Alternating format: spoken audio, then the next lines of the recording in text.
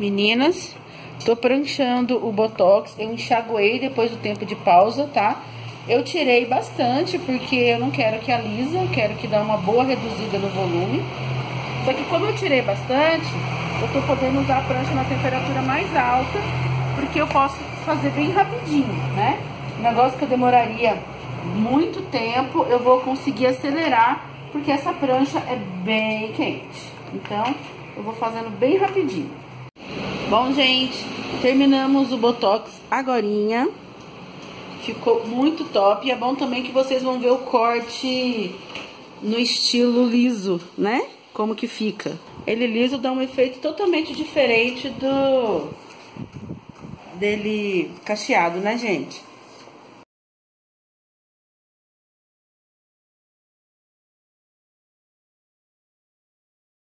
Tá dando, gente, pra vocês verem?